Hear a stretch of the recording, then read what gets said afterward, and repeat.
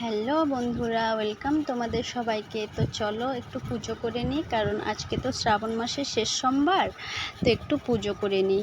এই যে দেখো, আমি শিবের মাথায় জল ঢেলেছি আর দুধের মধ্যে দিয়েছিলাম, এটা শুধু দুধ না, দুধ, জল আর ঘি, মধু সব কিছু মিশিয়ে নিয়েছি।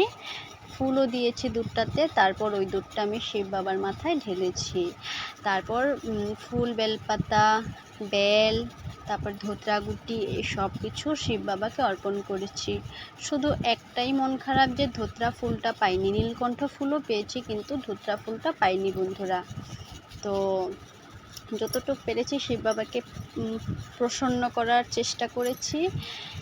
বাবা তো এমনিই ভোলা, প্রসন্ন হয়েই যাবে, সেটা বলে আর কোনো লাভ নেই, কারণ ভোলে বাবা তো সকলকে আশীর্বাদ করে, খুব দয়ালু। তো দেখো, তারপর আমি রান্নাবান্না সেরে নিয়েছিলাম পুজো শেষ করে। এই যে দেখো, এটা আমাদের বাড়িরই ফুল গাছ। এই যে দেখো, ধূপকাঠি জ্বালিয়ে আমি শিব বাবা সকল দেবতাকে আরতি সেরে তারপর আমি চলে গেছিলাম রান্নাঘরে। যেহেতু ছিল আজকে সোমবার, নিরামিষ, তাই সব সবজি মিশিয়ে একটা নিরামিষ সবজি বানিয়েছিলাম।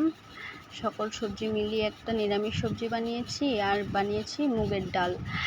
তো আজকের ভিডিওটি কেমন লাগলো কমেন্ট করে জানিও। দেখা হচ্ছে অন্য কোনো ভিডিওর সাথে। ততক্ষণ ভালো থেকো, সুস্থ থেকো। টাটা বন্ধুরা।